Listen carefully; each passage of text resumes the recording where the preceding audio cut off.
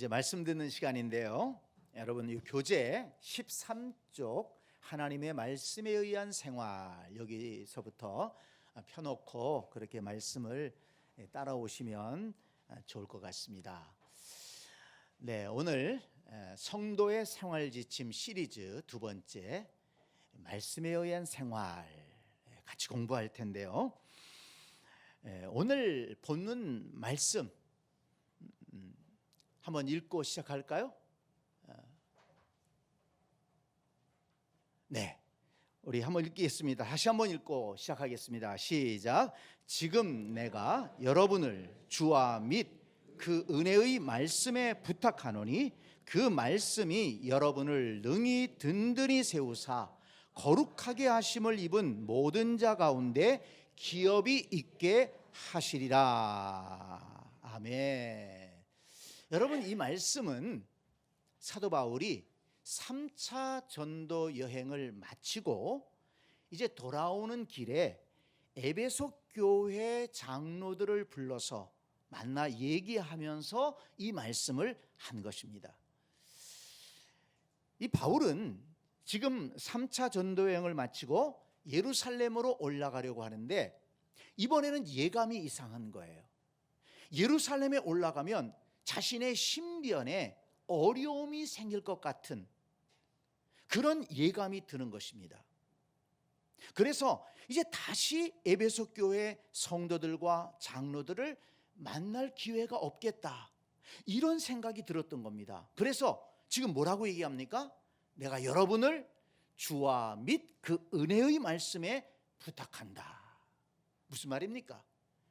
이제 앞으로 나를 더 이상 만나지 못할지라도, 나에게 가르침을 더 이상 받지 않을지라도 하나님의 은혜의 말씀에 너희를 부탁하니까 너희들 그 말씀을 붙들고, 당신들은 그 말씀을 붙들고 신앙생활 하십시오, 이렇게 당부한 것입니다.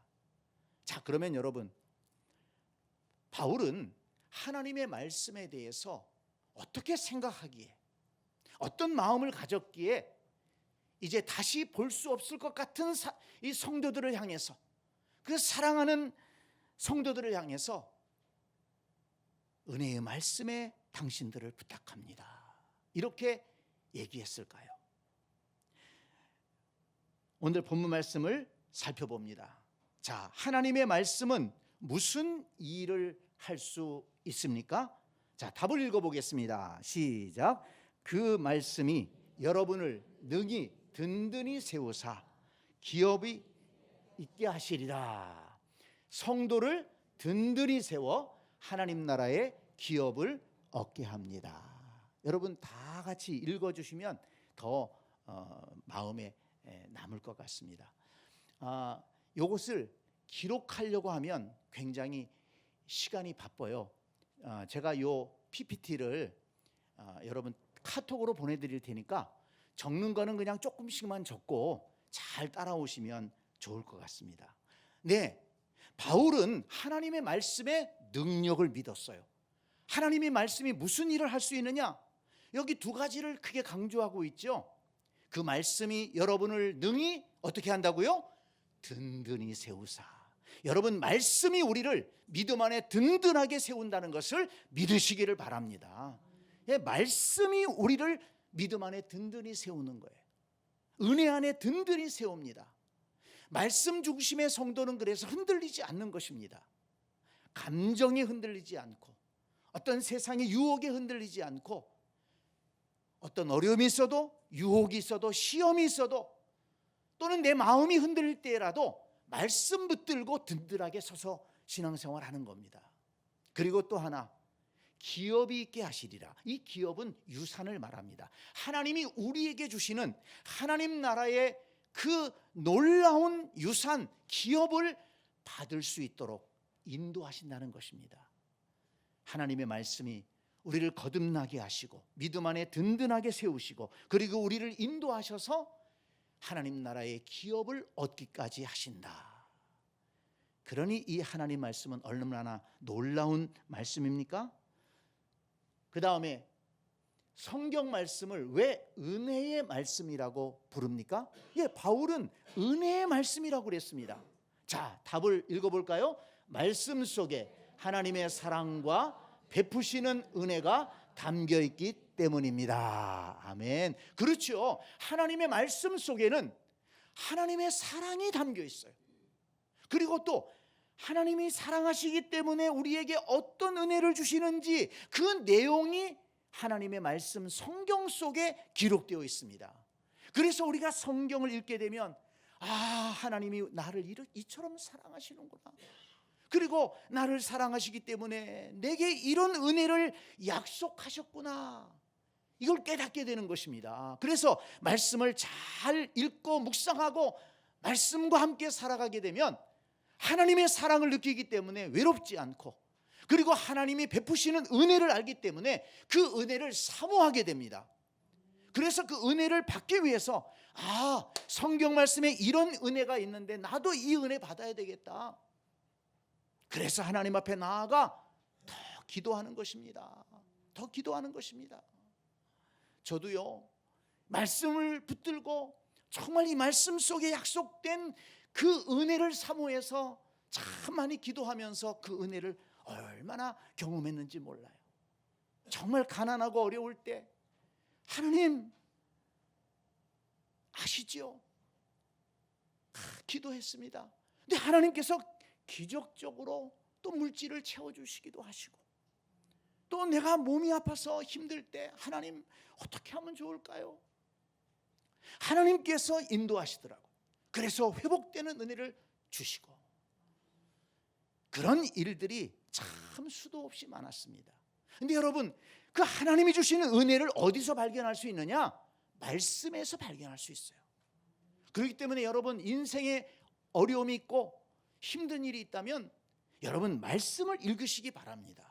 말씀을 읽으면 그 속에 보화가 있어요. 내가 하나님의 은혜를 통해서 그 모든 어려움을 이겨나갈 수 있는 길이 성경에서 보입니다. 가르쳐 주십니다. 용기를 주십니다. 여러분, 하나님의 말씀은 우리의 삶에 큰 힘이 된다는 것을 꼭 믿으시기를 바랍니다. 그렇기 때문에 바울은 지금 이제 다시는 만나지 못할 것 같은 이 안타까운 상황에서 그 에베소 교회 장로들에게, 나는 여러분들을 다시 만나지 못할 것 같지만 하나님의 말씀에 여러분들을 맡깁니다. 하나님의 말씀이 여러분들을 든든히 세우고 하늘나라의 기업에 이르도록 인도하실 것입니다.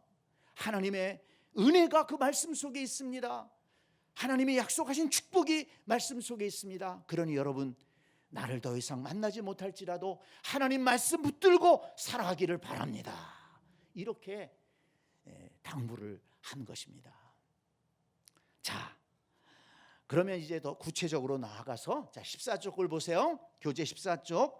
이제 이렇게 은혜의 말씀에 부탁한다고 했으니 그 하나님의 말씀이 어떤 존재인가 더 우리 성경을 좀 넓혀서 살펴보도록 하겠습니다. 자, 가장 중요한 것, 우리는 성경을 어떻게 받아들여야 합니까? 여러분, 성경에 대해서 어떻게 생각하고 성경에 대해서 어떤 태도를 가지고 우리가 읽어야 되느냐, 또 말씀을 들어야 되느냐, 굉장히 중요합니다. 자, 데살로니가전서 2장 13절을 같이 읽어보겠습니다. 시작. 이러므로 우리가 하나님께 끊임없이 감사함은 너희가 우리에게 들은 바 하나님의 말씀을 받을 때에 사람의 말로 받지 아니하고 하나님의 말씀으로 받음이니 진실로 그러하도다. 이 말씀이 또한 너희 믿는 자 가운데 역사하느니라. 아멘. 여기서 핵심적인 게 뭡니까? 하나님의 말씀을 받을 때에 사람의 말로 받지 아니하고 하나님의 말씀으로 받음이니. 여러분, 그렇게 되기를 간절히 축복합니다. 이 데살로니가 교회는요, 바울이 복음을 전했는데 얼마 전하지 않았어요. 그런데도 이 데살로니가 교회 성도들이 신앙생활을 잘 잘한다는 소식을 들었습니다. 그래서 감사함으로 편지를 쓰는 거예요. 데살로니가 교회 성도들의 믿음의 소문을 들어보니까 그들에게 믿음의 역사가 있고 사랑의 수고가 있고 소망의 인내가 있다는 것입니다. 근데 왜 그런가 봤더니 이 데살로니가 교회 성도들은 바울이 전하는 하나님 말씀을 들을 때 바울이 전하잖아요. 사람이 전하잖아요. 근데 사람의 말로 받지 아니하고 어떻게? 하나님의 말씀으로 받았다는 것입니다. 하나님께서 바울을 통해서 우리에게 말씀 주신다. 이건 하나님의 말씀이다. 아멘이다. 그 말씀을 마음속에 담으니까 그 말씀이 은혜가 되고 능력이 되고 말씀의 축복을 누리게 되고 그 말씀이 그들의 신앙을 든든하게 세울 수가 있었던 것입니다. 성도 여러분, 정말 신앙생활 잘하고 싶으십니까? 하나님이 말씀 속에 약속하신 그 은혜와 복을 누리고 싶으십니까? 그렇다면 여러분, 말씀을 들을 때, 말씀을 읽을 때 이것을 사람의 말로 듣지 말고 하나님의 말씀으로 받을 수 있는 복된 여러분들 되시기를 간절히 축원합니다. 꼭 기억하세요. 하나님의 말씀을 받을 때 사람의 말로 받지 아니하고 하나님의 말씀으로 받음이니, 이것이 저와 여러분의 신앙이 될 수 있기를 축복합니다. 자, 그 다음에 예수님께서는 말씀에 대해서 어떻게 무엇이라고 하셨습니까? 자, 요한복음 17장 17절을 같이 읽어보겠습니다. 시작.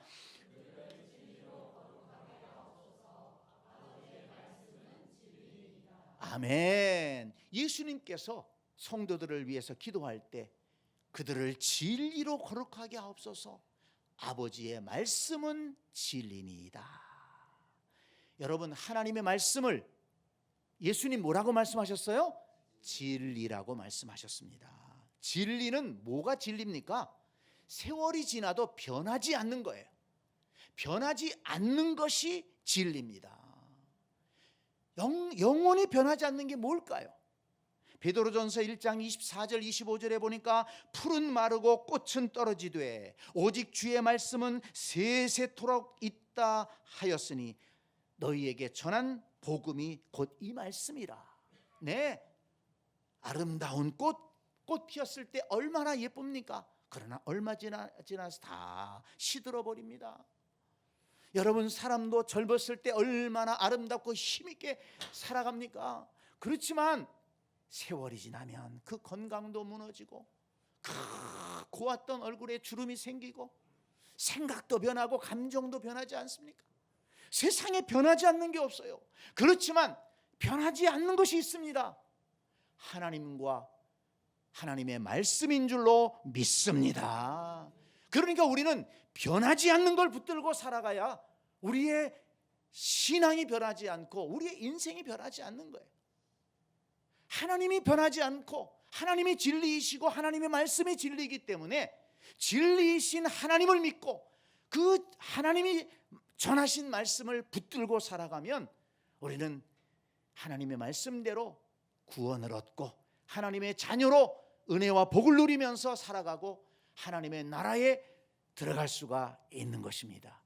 여러분, 영원히 변하지 않는 진리이신 하나님의 말씀을 붙들고 그 말씀과 함께 살아가는 우리 모두가 되기를 간절히 축원합니다. 네, 그 다음에 에스라라고 하는 사람이 하나님의 말씀에 대해서 어떤 태도를 취했는가? 자, 에스라 7장 10절 말씀 같이 읽습니다. 에스라가 여호와의 율법을 연구하여 준행하며 율례와 규례를 이스라엘에게 가르치기로 결심하였었더라. 아멘. 이 에스라는요, 주전 한 5세기경에 이스라엘 백성들이 하나님의 말씀에 순종하지 않고 우상 숭배하고 범죄하다가 바벨론으로 포로로 잡혀가지 않았습니까? 그러다가 70년 후에 하나님이 또 긍휼히 여기셔서 돌아오게 하시는데, 두 번째로 돌아올 때 이스라엘 백성들을 이끌고 돌아왔던 율법 교사 선생님이었습니다. 그런데 이 에스라가 하나님의 말씀에 대해서 결심한 것이 정말 은혜가 됩니다. 뭐라고 결심했습니까? 율법을 연구하고 준행하고 가르치기로 결심했다. 네, 하나님의 말씀을 연구하겠다. 그러니까 열심히 읽고 이 말씀 속에 하나님의 어떤 뜻이 있는가 이거를 살펴보겠다는 것입니다. 그리고 그렇게 살펴보는 데서 그치지 않고 준행하겠다. 준행이 뭡니까? 순종하고 행하겠다는 것입니다. 연구하고 끝나는 것이 아니라 그 말씀대로 살겠다는 것입니다. 그리고 또 그것을 가르치겠다.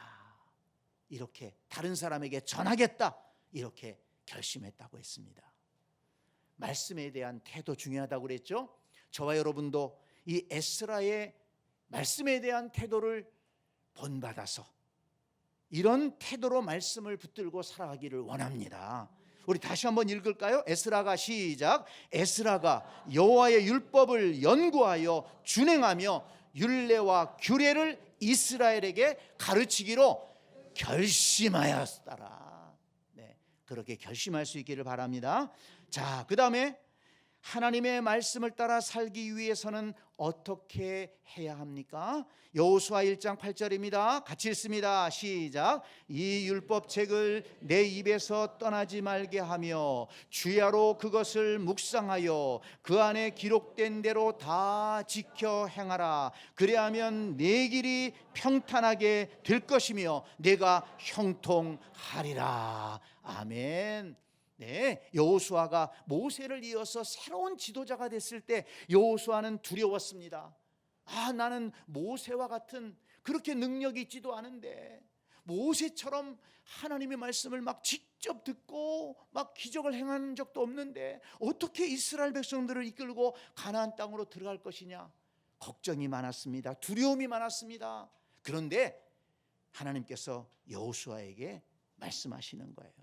이 율법책을 내 입에서 떠나지 말게 하고 주야로 그것을 묵상하고 그 기록된 것을 다 지켜 행하라. 그래야면 내 길이 형통할 것이다. 네가 걱정하는 모든 것 하나님이 해결해 주실 것이다. 말씀 붙들고 나아가라. 가나안 땅에 그 7족속 두려워하지 말고 너 자신의 연약함도 걱정하지 말고 하나님의 말씀 붙들고 그 말씀 실천하며 믿음으로 나아가라. 그러면 네 앞에 형통함이 있을 것이다. 이렇게 여호수아에게 말씀하신 것입니다. 말씀을 입에서 떠나지 말게 하며 늘 말씀을 읽고 또 말씀으로 찬양하고 말씀으로 기도하고 말씀과 함께 살아가라는 것입니다. 말씀을 입에서 떠나지 않고 묵상하고 이 말씀이 하나님의 뜻이 무엇일까? 이 말씀이 내게 주시는 은혜가 무엇일까? 말씀을 묵상하고 그리고 기록된 대로 지켜 행하라. 그 다음에는 말씀대로 살아가기를 힘쓰라는 것입니다. 자, 그 다음에 15쪽으로 넘어갑니다. 시편 19편 7절 8절을 공부하면서 아래 도표를 완성하시오 그랬는데요. 자, 우리 시편 19편 7절 8절을 같이 읽어보겠습니다. 시작. 여호와의 율법은 완전하여 영혼을 소성시키며 여호와의 증거는 확실하여 우둔한 자를 지혜롭게 하며 여호와의 교훈은 정직하여 마음을 기쁘게 하고 여호와의 계명은 순결하여 눈을 밝게 하시도다. 아멘. 아멘. 네, 여기 7절 말씀에 두 가지 내용이 나오고요. 8절에 두 가지가 나오는데요. 자, 7절에 보니까 여호와의 율법은 어떻다고요? 완전하여 영혼을 소성시킨다. 그렇습니다. 여러분, 우리의 영혼을 죄로 말미암아 죽을 수밖에 없는 우리의 영혼을 새롭게 살리는 것이 하나님의 말씀인 줄 믿습니다. 네. 그리고 또 우둔한 자를 지혜롭게 한다고 그랬어요. 네, 하나님 말씀을 잘 읽고 묵상하면 여러분 지혜롭게 된다는 것을 여러분 믿으시기를 바랍니다. 많이 학식을 쌓지 않았을지라도요, 하나님 말씀을 읽고 묵상한 사람들을 보면 인생을 지혜롭게 살아갑니다. 그리고 이제 8절에도 두 개가 나오죠. 여호와의 교훈은 어떻다고요? 정직하여 마음을 기쁘게 하고. 여러분 말씀 읽어보세요. 마음에 기쁨이 생깁니다. 그리고 또 여호와의 계명은 순결하여 눈을 밝게 하시도다. 하나님의 말씀을 읽게 되면 영안이 열린다는 것입니다. 신령한 세계를 보게 된다는 거예요. 그래서 더 믿음을 갖게 되고 더 기도하게 되고 더 사모하게 되고 은혜 위에 은혜를 더하게 되는 것입니다. 그래서 여러분 오늘 여기 시편 19편 7절 8절에서 하나님의 말씀을 통해서 우리가 구원받고 그리고 지혜로운 인생을 살아가고 또 기쁨의 삶을 살아가면서 신령한 은혜를 체험하며 살아갈 수가 있는 것입니다. 그러니 이 하나님의 말씀이 얼마나 은혜롭고 능력이 있는 것입니까? 그 다음에 하나님께서는 그분의 말씀에 대하여 어떻게 말씀하십니까? 하나님은 자신의 말씀에 대하여 어떻게 말씀하셨는가? 이사야서 55장 10절로 11절 같이 읽겠습니다. 시작. 이는 비와 눈이 하늘로부터 내려서 그리로 되돌아가지 아니하고 땅을 적셔서 소출이 나게 하며 싹이 나게 하며 파종하는 자에게는 종자를 주며 먹는 자에게는 양식을 줌과 같이 내 입에서 나가는 말도 이와 같이 헛되이 내게로 돌아오지 아니하고 나의 기뻐하는 뜻을 이루며 내가 보낸 일에 형통함이니라. 아멘. 네, 하늘에서 내리는 비와 눈이 헛된 것이 아니고 그 비와 눈을 통해서 곡식이 자라는 것처럼 내게서 나고 하나님의 입에서 나가는 말도 그냥 없어지지 않는다는 것입니다. 그 말씀을 아멘으로 받게 되면 그 말씀을 통해서 하나님의 뜻을 이루게 된다는 것입니다. 하나님의 말씀은 하나님의 뜻을 이루시는 능력이 있다는 것을 믿으시기를 바랍니다. 그러므로 하나님의 뜻 가운데 살아가기를 원하시는 분은 하나님의 말씀을 붙들고 하나님의 말씀대로 기도하고 하나님 말씀에 순종하며 살아가기를 바랍니다. 말씀이 없이 성공적인 신앙생활을 할 수가 없는 거예요. 말씀이 없이 하나님의 뜻을 따라 살아갈 수가 없는 것입니다. 하나님의 뜻이 이 말씀 속에 기록되어 있지 않습니까? 16쪽으로 넘어갑니다. 하나님의 말씀은 당신의 삶에서 어떤 역할을 합니까? 디모데후서 3장 16절 말씀 읽겠습니다. 시작. 모든 성경은 하나님의 감동으로 된 것으로 교훈과 책망과 바르게 함과 의로 교육하기에 유익하니. 아멘. 네, 모든 성경은 어떻게 기록됐다고요? 하나님의 감동으로 기록된 것이다. 그래서 교훈과 책망과 바르게 함과 의로 교육하기에 유익하다. 그 교재에 보면 그림이 나와 있죠. 교훈은 걸어가야 할 길을 보여줍니다. 너희가 어떻게 믿고 어떻게 살아가야 된다. 하나님 말씀은 이걸 가르쳐줘요. 근데 그걸 우리가 배웠음에도 불구하고 살아가다 보면 딴 길로 갈 수가 있지 않습니까? 내가 연약해서 또는 시험에 들어서 딴 길로 갈 수가 있어요. 그럴 때 하나님 말씀은 또 어떤 역할을 합니까? 책망하시는 거예요. 너 글로 가면 안 돼. 너 그거 잘못된 거잖아. 그거 죄 짓는 거잖아. 그 길로 가면 안 돼. 하나님은 말씀으로 책망하십니다.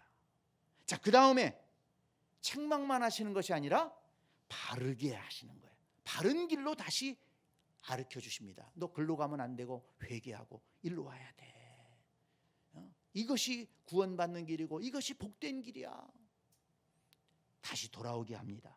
그리고 다시 의의 길로 갈 수 있도록 하나님의 뜻 가운데 살아갈 수 있도록 그렇게 인도한다는 것입니다. 그것이 바로 교훈과 책망과 바르게 함과 의로 교육하기에 유익하다 하는 것입니다. 그러니까 우리가 믿음의 삶을 살아가지만 항상 반듯하게 살아갈 수 없잖아요.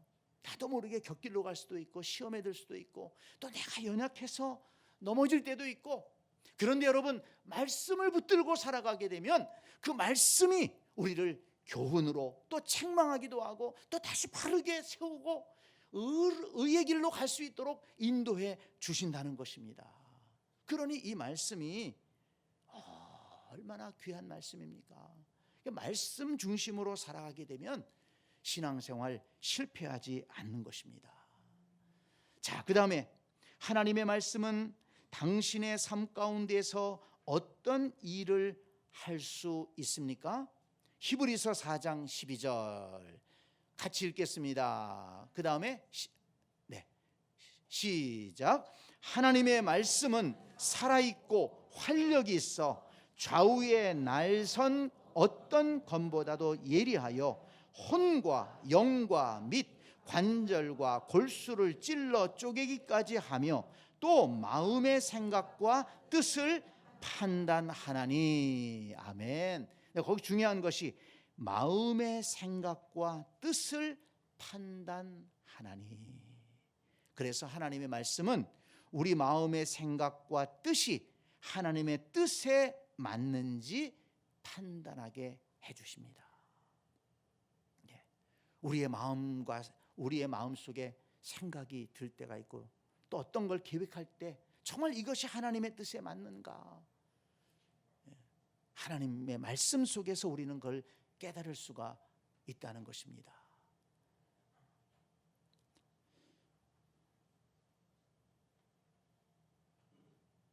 그 다음에 하나님의 말씀 안에 거할 때 어떤 결과를 얻습니까? 요한복음 8장 31절 32절 같이 읽습니다. 그러므로 예수께서 자기를 믿는 유대인들에게 이르시되 너희가 내 말에 거하면 참으로 내 제자가 되고 진리를 알지니 진리가 너희를 자유롭게 하리라. 아멘. 내 말에 거하면, 주님의 말씀과 함께 살아가게 되면 어떻게 된다고요? 참내 제자가 된다. 주님의 제자가 되고 그리고 진리를 알게 될 것인데 진리가 너희를 자유케 할 것이다. 그렇죠. 예수님의 제자라고 하면서 예수님의 말씀을 따르지 않으면 무슨 예수님의 제자입니까? 그건 건성으로 따라다니는 거죠. 여러분, 우리가 예수님을 주님으로 믿고 섬기고 있는데 그렇다면 뭐가 중요합니까? 주님의 말씀을 받고 그 말씀에 순종하면서 살아가려고 애써야 된다는 것입니다. 그것이 주님의 제자의 온전한 모습인 것입니다. 그리고 진리를 알게 되면 진리가 너희를 자유케 한다. 그렇습니다. 이 하나님의 말씀은 진리이고 구원을 얻는 진리이기 때문에 이 구원의 진리의 말씀을 우리가 듣게 되면, 그 말씀을 믿게 되면 모든 죄악으로부터 우리는 자유함을 얻게 됩니다. 왜? 예수님께서 십자가에서 우리를 대신해서 우리의 죄값을 치러주셨기 때문에 그 십자가의 은혜로 우리는 죄에서 자유함을 얻게 되는 줄 믿습니다. 우리가 그 은혜를 받은 줄 믿습니다. 뿐만 아니라 하나님의 말씀, 이 진리의 말씀을 마음속에 담고 살아가면 모든 부정적인 것들과 어두움으로부터 우리는 자유함을 얻습니다. 여러분, 혹시라도 여러분들의 마음이 지금 어떤 두려움이 있고 어떤 어두운 세력, 부정적인 세력, 불신앙의 세력에 의해서 눌렸다는 그런 좀 기분이 드는 분들이 있습니까? 그러면 여러분, 그것은 하나님의 말씀에 지배받지 않고 지금 부정적인 세력에게 지배받고 있다는 증거입니다. 여러분, 그럴 때 어떻게 해야 됩니까? 하나님의 말씀을 더 가득 채울 때, 하나님의 말씀을 붙들고 나아갈 때 어둠의 세력은 물러가게 될 줄 믿습니다. 여러분, 어둠과 싸우지 마세요.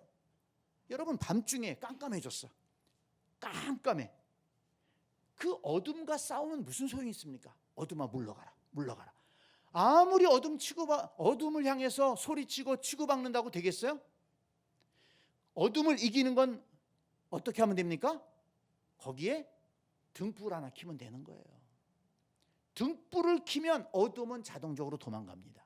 여러분, 우리 심령 속에 어둠이 있을 때, 부정적인 생각이 있을 때, 불신앙적인 생각이 있을 때 자꾸 내 마음이 약해지고 소극적이 되고 자꾸 자신이 연약함 때문에 힘들어질 때, 여러분 거기에 눌리지 마세요. 마귀는 그런 생각들을 통해서 우리를 무너뜨립니다. 우리를 시험케 합니다. 여러분, 하나님이 우리를 사랑하시고 우리를 구원하시기 위해서 독생자 예수 그리스도를 보내주셨습니다. 그 예수님이 우리를 위해 십자가에 달려 죽으시고 부활하심으로 참된 소망을 우리에게 주셨습니다. 죽었지만 부활하셨어요. 죽음이 가장 무서운 것이지만 그 죽음을 이기고 부활하셨어요. 우리에게 주시는 메시지가 뭡니까? 우리에게 쓰러질 이유가 없다는 것입니다. 아무리 힘들고 어려워도 다시 일어날 수 있다는 거예요. 주님과 함께, 부활하신 주님과 함께 일어날 수 있다는 것입니다. 여러분, 이 진리를 어디서 배울 수 있나요? 하나님의 말씀에서 배울 수가 있는 것입니다. 그래서 여러분, 하나님의 말씀을 읽고 묵상하고 그 말씀을 우리 속에 채워넣게 되면 우리는 어두움의 세력으로부터 자유함을 얻고 부정적인 세력으로부터 자유함을 얻고 또 나 자신의 그 연약함과 그 소심한 그런 마음으로부터도 자유함을 얻을 수가 있는 것입니다. 성도 여러분, 하나님의 말씀을 붙들고 모든 죄악으로부터 자유를 얻는 여러분 되시기를 간절히 축복합니다. 모든 부정적인 생각으로부터 자유함을 얻게 되시기를 간절히 축원합니다. 하나님의 말씀 붙들고 하나님의 약속 붙들고 살아가는 것이 그리스도인인 것입니다. 그러니 이 말씀이 얼마나 중요합니까? 18쪽 넘어가서 봅니다. 이제 적용이 나오죠. 적용의 질문이 무엇입니까? 당신은 말씀을 가까이 함에 충분한 시간을 드리고 있다고 생각합니까? 한번 생각해 보세요. 이렇게 말씀이 중요한 건데 그러면 나는 말씀을 내 안에 담고 살아가기 위해서 얼마나 내가 시간을 투자하고 있는가, 얼마나 내 마음을 드리고 있는가 한번 반성해 보세요. 삼시세끼는 꼬박꼬박 챙겨 먹으면서 하루가 지나고 이틀이 지나고 사흘이 지나도 하나님 말씀은 한 번도 읽지 않는다면 여러분, 그 영혼이 살겠어요? 죽겠어요? 한번 생각해 보세요. 내 영이 살기 위해서는 날마다 말씀을 먹어야 됩니다. 믿으십니까? 말씀을 얼마 만에 한 번씩 먹어야 된다고요? 일주일에 한 번씩? 겨우 그냥 예배당에 나와서 억지로? 아닙니다.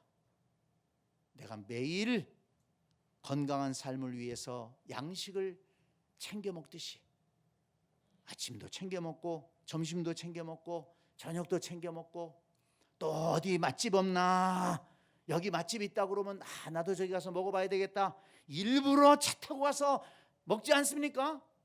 여러분, 그런 열심 가지고 하나님 말씀을 대하시기 바랍니다.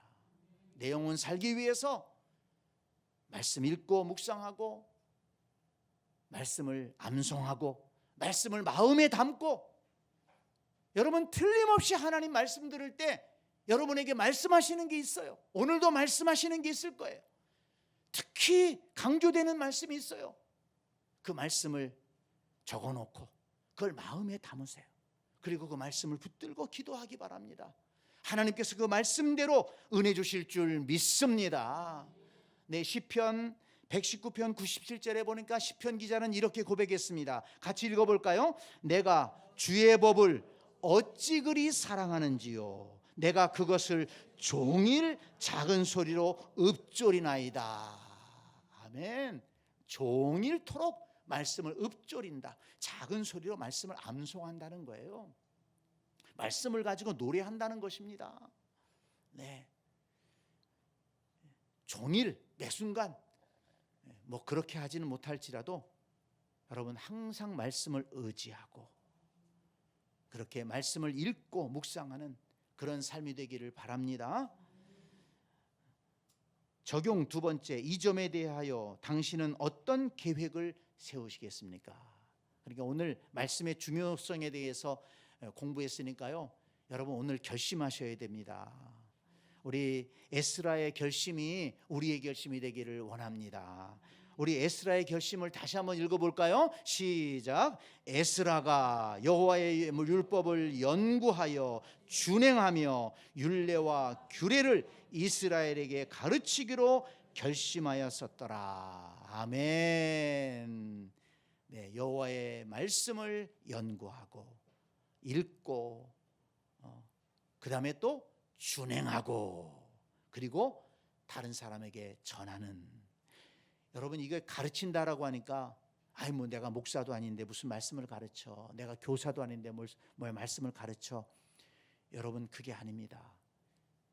이렇게 생각해 보세요. 내가 오늘 말씀을 읽었네요. 근데 이 말씀이 참 위로가 되었어요. 힘이 되었어요. 야, 참 이 말씀이 좋구나. 그러면 전화를 거는 겁니다. 교제할 수 있는, 영적으로 교제할 수 있는 사람에게, 또는 지금 어려움이 있는 사람에게 전화해서 내가 오늘 이런 말씀 들었는데 정말 내가 이렇게 위로가 되었어. 이렇게 힘을 얻었어. 하나님이 이렇게 내게 말씀을 주셨어. 이 은혜가 너무 커서 이 은혜를 나누고자 내가 전화했어. 이렇게 한번 전화해 보세요. 그 은혜가 흘러가게 되는 줄 믿습니다. 이것이 바로 가르치고 전하는 거예요. 이 선한 영향력입니다. 선한 영향력입니다. 우리 그리스도인들은 이렇게 은혜 나누는 삶을 살아야 돼요. 그런데 내가 은혜 받지 못하면 뭘 나눌 게 있습니까? 내가 은혜 받고 내 속에 거룩한 것을 채워야 내 속에서 거룩한 것이 나갈 수가 있는 것입니다.